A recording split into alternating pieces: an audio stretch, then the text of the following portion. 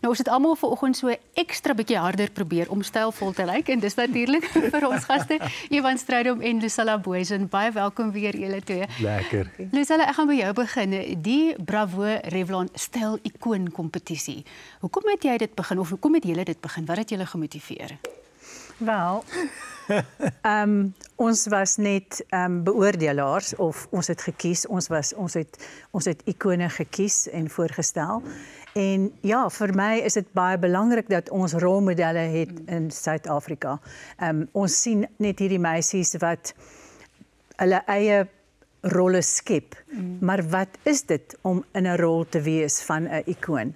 So dit is wat my aangetrek het. Dit is waarom ek betrokke geraak het. Is omdat ek iemand wou geskep het of 'n beeld wou geskep het vir wat mense kan navolg, eintlik. Maar hoe het julle die deelnemers of die nomineerders dan gekry? Want dit is nie noodwendig bekende mense nie, maar dit is mense wat sterk is, vroue wat sterk is en wat hulle eie reg hulle plek volstaan en stylvol is. Ja, ek dink elke beoordelaar of elke persoon wat betrokke was by die kies van die ikone, kon 5 mense genomineer het.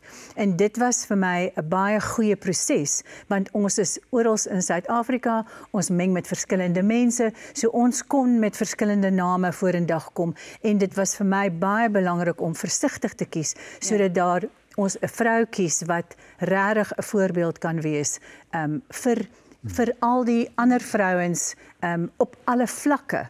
So ja, dit is vir my 'n baie spesiale persoon.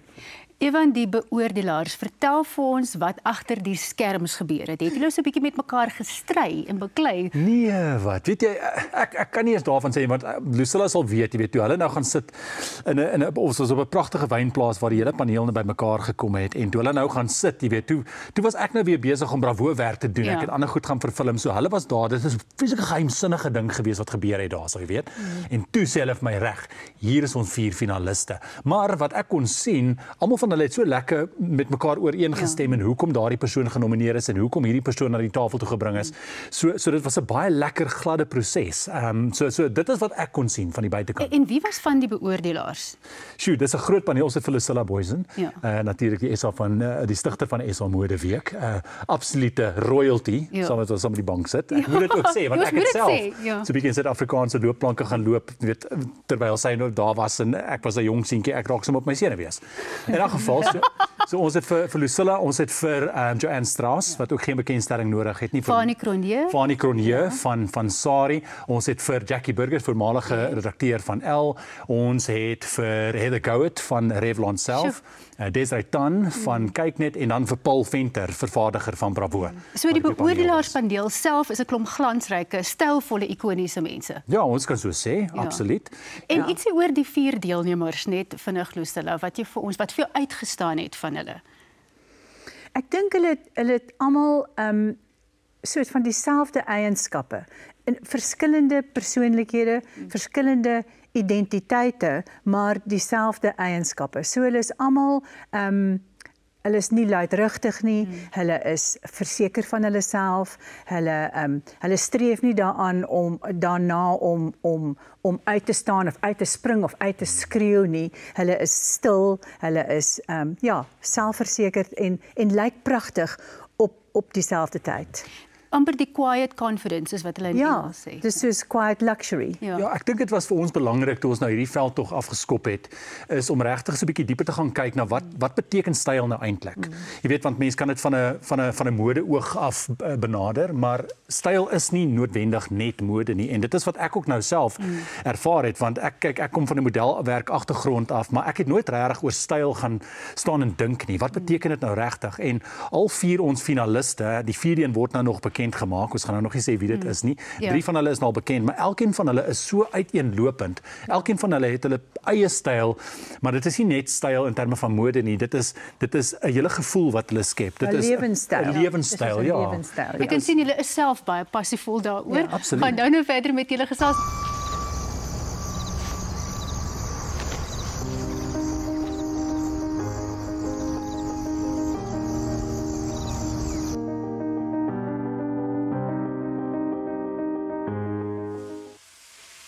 Nou soos Evan gesê het, Suid-Afrika se voorste stel-ikoon, Lucilla Booysen. Ek is nou alleen met haar hier op die bank. Dit is 'n vreeslike voorreg, hoor. Jy het SA Modeweek 1997 begin. Dit was 'n groot ding in die Suid-Afrikaanse mode scene, of sou ek nou maar sê. Wat het jou gedryf om dit te doen? Want jy het ook 'n groot mentor geword vir ontwerpers wat deelgeneem het aan SA Modeweek. Ja, ek dink waar alles eintlik begin het was my agtergrond eintlik, my agtergrond as 'n onderwyser. So ek skoolhou nog steeds. Weet ek leer, vir my is dit baie belangrik om ek sê as jy lank genoeg langs my sit, gaan ek jou iets leer, of gaan jy iets probeer leer, of jy dit gaan leer is 'n ander storie, maar ja, so ek het altyd daai drang gehad om mense of goed of enige iets te verbeter, of dit nou 'n sitkamerstel is, of dit nou 'n persoon is, of iemand wie se potensiaal ek sien, dit te verbeter of te probeer, ja, te verbeter. So ek het begin om modevertonings te doen, en ek het oor die wêreld gewerk, waar ek toegesien het dat die ontwerpers word oral, dit is eintlik die industrie.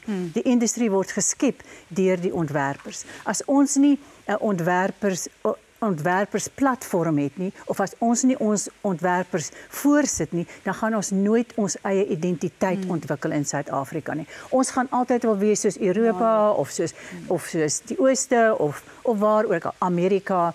Ons gaan nooit ons eie soort van persoonlikheid en ons eie identiteit vestig nie. Kry nie, ja.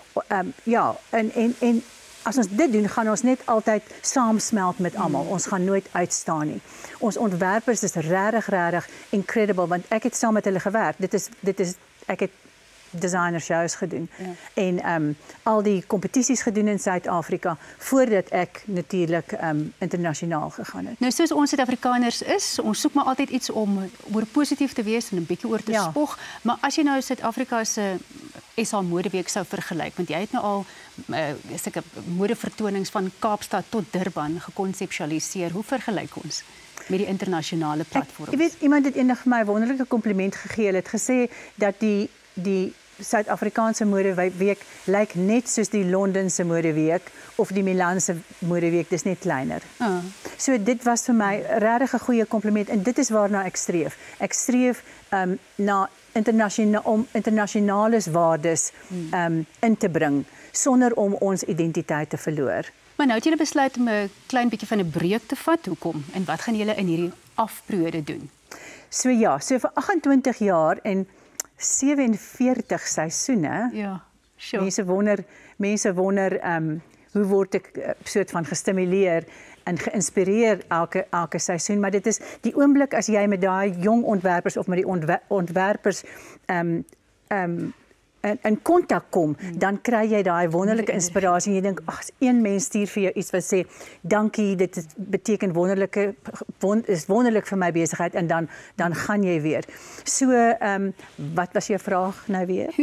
Hoekom vat jy 'n breek as dit dan nou vir jou soveel energie gee? Ja, so na 28 jaar moet ons stil wees en ons moet herkyk, weer nuwe insigte kry, met die ontwerpers praat, met die industrie praat. Op die oomblik is die industrie gefragmenteer. Ons is oral. Die een probeer dit, daai een probeer dit, daai een probeer dit. Die industrie praat nie met die ontwerpers nie, die ontwerpers praat nie met die industrie nie, hulle praat nie meer met mekaar nie, hulle is besig om kliks te vorm. So ek het net gedink, ons kan nie dieselfde ding oor en oor doen. En dit is hoekom ons jou daar het. Baie dankie vir die gespreksplatform wat jy geskep het en vir die nuwe energie wat jy in SA Modewêreld ingebring het.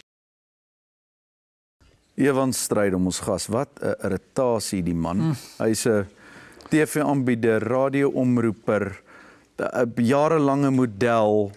Jy weet, die ou lyk goed, hy's intelligent, en die ergste van alles is, hy's nog 'n nice ou. Jezus, waartoe gaan ek nou Hoe kry jy dit reg, man? Dankie.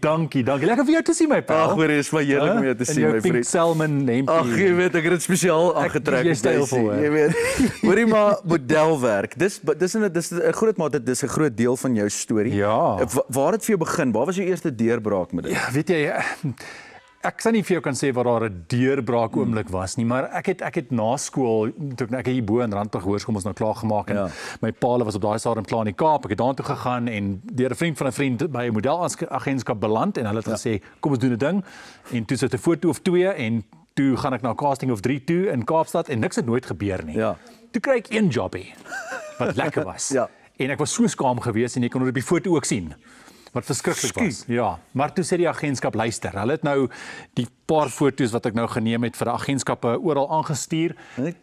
En dit is in Thailand geweest. Oh my word. Daai was ook in Thailand. Dit was 'n groot ene geweest hierdie. Dit was baie cool geweest. En toe sê hulle luister, daar's 'n agentskap wat bereid is om jou oor te vlieg Hong Kong toe en daar vir jou 2 maande kontrak aan te bied en gaan bou jou portefeulje. En toe het ek nou maar daar beland. Ek is groen, ek het geen vorige ervaring gehad van loopplank, van fashion editorial shoots nie, van enige sulke goed nie. En elkeen is maar anders. En toe het ek maar daar gaan begin leer en ek het maar na die eerste 2 weke van geen jobs nie en toe begin dit net vloei. En toe kom dit net een na die ander en ek was maar net bereid om te leer en ek dink dit is wat die deurbraak vir my was. Dit was karakterbou, dit was selfvertroue. Want ek dink my geleer van myself wat die modelwerkindustrie baie mense kyk op neer en sê ja, maar dis 'n foto hier en 'n foto daar en is maklik. Dis verskriklik moeilik. Want dis presies wat ek nou by jou wil weet. Is dit so cutthroat soos wat hulle sê? Is dit benewens die feit dat jy weet jy moet hard werk om 'n rol te kry en jy moet aanhou, jy weet. Is dit so jy weet, moeilik, is dit 'n moeilike werk? Dis 'n moeilike werk in die sin van jy het baie uitdagings en jy het baie kompetisie. Jy weet, so jy's nie die enigste ou wat opdaag vir 'n casting nie en die ou waarvoor jy 'n casting gaan doen het miskien heeltemal 'n ander prentjie as wat jy lyk in sy kop vir sy produk. Jy weet, so jy gaan daartoe in die hoop maar, jy weet, so jy moet baie vroeg al leer. Jy weet, as iemand vir jou nee sê, is dit nie 'n persoonlike ding nie. Dis baie maar soos 'n akteur ook. Jy weet, hulle soek 'n spesifieke ding en jy is dalk nou nie dit. Dan moet jy ook deursettingsvermoë om hierdie ding te doen, want byvoorbeeld toe gaan werk ek ook baie in China en jy gaan skiet 'n winterkatalogus in die winter, maar die manier waarop hulle werk is hulle werk op groot maat. So jy skiet enigiets van 300 tot 500 uitrustings 'n dag.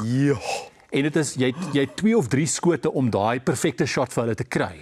So jy moet baie vinnig goed kan dink hoe om jy leer jou lyf baie goed ken. En jy leer ook hoe om klere te maak werk. Al pas dit nie by jou persoonlikheid nie. En dit is vir my die interessante ding. Dit maak dit. Ek dink nie Dawie het in sy lewe al 300 onderbroeke besit nie. Never mind 300 uitrustings. Ewan, dit is so heerlik om hier te hê en ek bedoel ek spot nou oor, maar ek het regtig baie agting vir wat jy doen en ek dit is vir ons heerlik dat jy ons vandag kom vergas het met jou teenwoordigheid. Eintlik om vergas. Is dit 'n goeie?